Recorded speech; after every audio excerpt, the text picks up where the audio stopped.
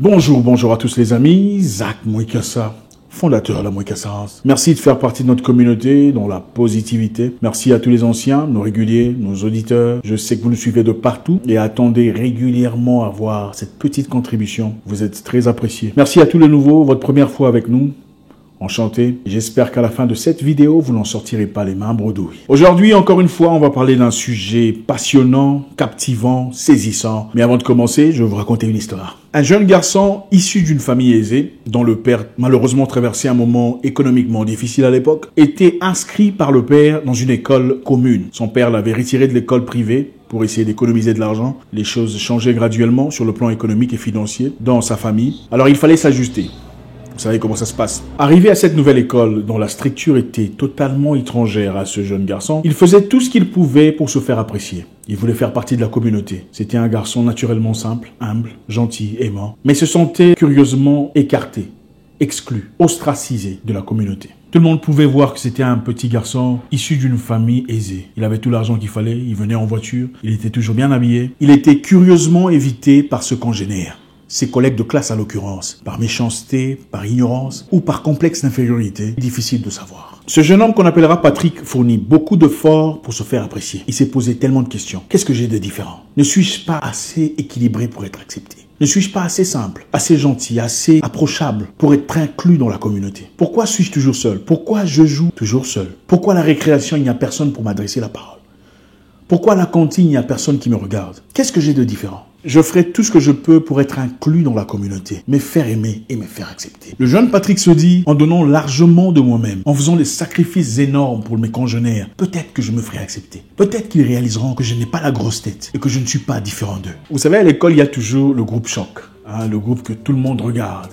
Ils sont toujours attirants. Pour les garçons, c'est toujours le groupe qui apparemment intéresse les femmes, les filles à l'époque. Et pour les filles, c'est souvent ces filles qui sont à la mode, qui sont au top. Et très souvent, on a presque tous voulu faire partie du groupe, ou au moins ne pas être négligé par le groupe. Et clairement, Patrick, comme beaucoup de sa génération, voulait aussi être inclus, accepté, invité parmi ses collègues. Comme il était un garçon intelligent, brillant, assidu à son travail, à chaque fois qu'il finissait de faire son interrogation ou son test, il remplissait volontiers les papiers de ses amis ou de ses prétendus collègues pour se faire apprécier. Bref, Patrick achetait à manger à tout le monde pendant les récréations. C'est toujours lui qui venait avec des petits plats, des petits pains que lui faisait sa mère. Il n'en bénéficiait presque plus pour se faire apprécier. Patrick distribuait de l'argent, du pain, des pâtés de foie, du fromage pour se faire apprécier auprès de ces jeunes hommes qui clairement étaient issus des familles moins privilégiées. Il pensait que c'était sa façon à lui de transmettre l'amour, la joie et peut-être de se faire accepter. Clairement, ces jeunes hommes profitaient de quelque chose et leur relation n'était pas authentique. Il a fait des sacrifices pour se faire aimer, pour être inclus. Difficile de lui en vouloir. Un enfant unique, seul fils de son père et de sa mère. Il avait besoin d'amis, des garçons, des gens qui le ressemblaient, des gens avec qui il pouvait jouer, s'amuser, profiter de la vie et se développer mentalement, intellectuellement et émotionnellement. Vous savez, pour ceux qui savent, il y a des enfants vraiment déséquilibrés. C'est-à-dire, c'est un jeune garçon ou une jeune femme qui te dira « Demain, tu m'apportes ça. Je veux que tu m'apportes des yaourts. Je t'ai vu l'autre fois. » Ou du pain avec du fromage. Ça c'est en Afrique, je ne sais pas chez vous en Europe si c'est comment. Enfin bref. Et s'impose, te menace d'une certaine façon. Et très souvent, on se sent obligé de faire ce qu'on nous a demandé. Peut-être pas par menace ou simplement par le simple envie de faire partie de la communauté, puisque souvent, ces jeunes hommes ou ces jeunes femmes sont des leaders, sont ceux qui dirigent les groupes. Et voulant appartenir à un groupe, naturellement, on s'inclut à ses demandes. Ne comprenons pas que c'est de l'abus. On ne le savait pas. Bon, avec moi, c'était difficile, parce que on était brutal comme... Bref. Parce qu'évidemment, il y a des gens, je pense que ceux qui ont des enfants adolescents ou plus jeunes peuvent s'en servir aussi pour comprendre. Il y a des gens, des jeunes hommes ou des jeunes femmes à l'école qui, si elle dit, toi, tu ne fais plus partie de notre groupe, tout le monde vous exclut. Et personne ne va vous adresser la parole. Personne ne vous adressera la parole parce que toi, tu as un problème avec Solange ou Junior. Oui, il y a des gens comme ça. Ils influencent tout le monde. L'enfant devient complètement écarté. Le jeune Patrick était devenu la star de l'école. Évidemment, il apportait tout ce qu'il faut pour tout le monde. Il faisait des devoirs pour tout le monde. Il apportait de l'argent à qui en avait besoin. Du fromage, du pain, des pâtés, des foies. Il emmenait ses jeux vidéo gratuitement. Toi, va avec pendant 5 jours. Quand il veut récupérer, tu te fâches. Il te laisse encore partir avec pendant 5 jours. Il se sentait aimé, accepté, apprécié. Malheureusement, son père perdut brutalement son boulot.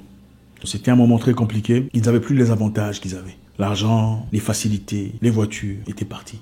Très peu après, il n'y avait plus de fromage à l'école, plus de pain, plus de pâté de foie, plus de poulet, plus des avantages, plus toutes ces histoires. Le pauvre Patrick, curieusement, découvrait brutalement que ses amis ne l'aimaient pas pour lui. Mais ses amis l'aimaient bien pour les fromages, les pains, les petits pois, les pâtés des foires et les jeux vidéo.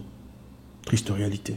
Encore une fois, il s'est senti complètement exclu de la communauté. Poussé à l'écart, rejeté, le cœur entaillé par cette situation horrible pour un jeune garçon. De cette histoire, j'ai tiré une leçon très capitale.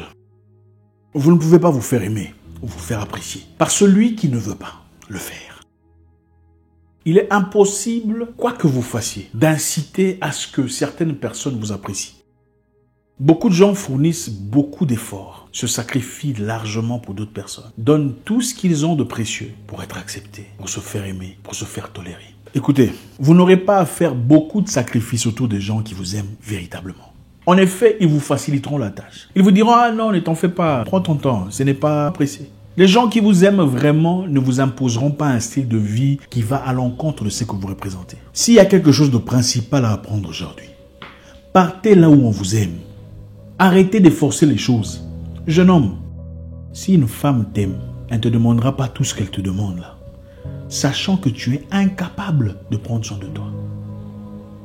Elle sait que tu es en difficulté. Elle sait que tu n'as pas de l'argent. Elle sait que tu te cherches. Une femme qui t'aime pour de vrai, laissez-moi vous en parler, fera des sacrifices pour toi parce qu'elle sait qu'elle est là, toi tu n'as pas. Ce n'est pas en emmenant quelqu'un en voyage qu'elle va t'aimer. C'est faux. Détrompez-vous. Ce n'est pas en faisant des cadeaux, tiens ça c'est pour toi, iPhone 12, billet première classe qu'on va t'aimer. C'est faux. On peut gagner le temps d'une personne en lui offrant des choses. Ouais. Ah, si vous m'offrez par exemple, oh, tonton Zach, je veux vous acheter du thé, je veux discuter avec vous. Je dirais peut-être oui, merci, j'ai envie d'aller boire du thé, je vais boire du thé. Oui, mais ça ne veut pas nécessairement dire que je veux vous aimer parce que vous m'avez acheté du thé. Je viendrai boire le thé, on pourra peut-être discuter. Ça sera justement une occasion peut-être pour vous, sur base de ce que vous voulez me relayer comme message. Vous ne pouvez pas influencer l'amour, que ce soit l'amour philéo, l'amour agapé, l'amour entre amis ou entre amoureux.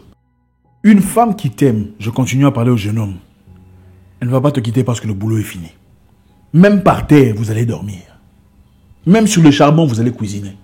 Elle n'aura pas honte. Ton problème sera devenu son problème. Tes difficultés seront ses difficultés. Ça va dans les deux sens. Ne donnez pas tout ce que vous avez comme ressources, comme force, comme substance, espérant recevoir en retour de l'amour. Que ce soit de l'amour amical, de l'amour en foyer ou l'amour copinage espérant l'être épousé. Que ce soit quelle sorte d'amour, on ne force pas ces choses. Écoutez, la flatterie existe pour plusieurs raisons. On peut utiliser la flatterie dans la négativité pour détruire, pour se servir des gens. On peut aussi utiliser la flatterie sans faire du mal à quelqu'un, mais pour ses propres avantages. C'est-à-dire, on peut venir vers une personne influente qui a des choses qu'on n'a pas, mais des choses qu'on désire. Une personne qui n'a pas nécessairement notre temps. On peut flatter cette personne d'une certaine façon pour s'ouvrir certaines portes. Ça, c'est une chose. On peut faire des sacrifices, on peut offrir des cadeaux pour avoir du temps de discuter avec un millionnaire ou une personne réussie, un investisseur, afin qu'il vous ouvre des portes, des opportunités, des ressources, des facilitations et tout ce que vous voulez pour avancer dans la vie. Ça, c'est une chose. Après avoir fait ça, évidemment, c'est un investissement qui nécessairement produira des résultats concrets dont vous avez besoin pour votre progrès. Mais une personne qui clairement ne vous apportera rien de positif dans le sens ressources financières ou sociales, pourquoi vous voulez vous tuer? Regardez, les femmes des patrons aiment même les huissiers et les chauffeurs de voiture. Pourquoi vous voulez vous tuer? Pourquoi vous voulez le faire pour un homme? Même en société, en amitié, en correspondance avec les gens. Pourquoi vous voulez vous forcer? Pourquoi vous voulez forcer votre présence? Quand on vous aime, on vous facilite les choses. On vous montre les dangers. Attention, là, on te cherche. Attention, ici, il y a des pièges. Attention, il y a un cheval de Troie. Quand on vous aime, c'est facile. Quand on vous aime pas, quoi que vous fassiez, ça ne sera jamais assez bien, jamais assez adéquat, jamais assez rapide, jamais assez peaufiné, jamais assez beau, jamais assez hygiénique. Tout ce que vous fassiez, il y aura toujours un problème derrière. Pourquoi vous vous forcez? Allez là où on vous aime. Allez chercher des gens qui vous aiment. Je ne sais pas, peu importe ce que vous fassiez. Il y aura toujours des gens qui vous aiment. Même le diable a des gens qui l'aiment. À quand même plus forte raison, vous. Préservez votre énergie. Gardez vos ressources. Sauvegardez vos capacités pour des gens qui vous aiment. Ils vous faciliteront la vie. Ils vous faciliteront la tâche. Ils vous ouvriront de portes. Ils vous pointeront vers les bonnes directions. L'amour n'est pas très compliqué. Que ce soit l'amour philéo, agapé, l'amour entre frères, l'amour entre amis, ce n'est pas compliqué. Quand l'amour est là, les ingrédients ou pas ne peuvent pas dérouter ou dérailler un amour solide. C'est impossible. Faites le premier pas vers ces gens qui vous aiment. Des gens que vous négligez peut-être. Beaucoup parmi nous regardons des gens qui ne nous aiment pas. Et on s'y cramponne. On fait tout pour faire plaisir à ces personnes qui s'en foutent éperdument de nous. Mais on laisse tomber des gens qui nous aiment véritablement. Pourquoi? Parce que généralement, on est attiré par des personnes qui aiment les mêmes histoires que nous. Et on pense que c'est de l'amitié. Ce n'est pas nécessairement de l'amitié. Il y a des gens avec qui vous aimez les mêmes histoires. Vous aimez les mêmes musiques, les mêmes genres de femmes ou les mêmes genres d'hommes, les mêmes genres de voitures. Vous avez les mêmes combats, les mêmes difficultés. Et vous vous réunissez, vous vous voyez ensemble. Vous pensez que c'est de l'amitié. Mais ils ne sont pas nécessairement vos amis. À partir du moment où vous n'aimez pas les mêmes histoires, vous n'aimez plus les mêmes femmes, vous n'aimez plus les mêmes habits, votre amitié meurt. Ce n'était pas de l'amitié. Vous aimiez simplement les mêmes histoires. Mais il y a des gens à côté qui vous aiment. Et vous allez remarquer que ces personnes, très souvent, regardent votre vue d'un œil différent. Tout ce que vous faites est examiner. Ah, je vois qu'il est en train de réussir. Hein. Ah, je sens qu'il est devenu comme ça. Hein. Ah, je vois qu'il... Ça n'a jamais été de l'amitié. On confond beaucoup ces choses à l'amitié. Ils sont simplement des gens avec qui vous avez les mêmes intérêts. Ne confondez pas ces personnes aux personnes qui vous aiment véritablement pour vous. Il arrive un moment où il faut arrêter de forcer, arrêter d'appuyer et aller dans la bonne direction. Une direction qui est claire, qui n'a pas de cheval d'étroit, pas de piège, pas de difficulté. Faites le bon choix. Écoutez, dans la vie, il y a des gens à qui, même si vous offrez du caviar sorti des escargots,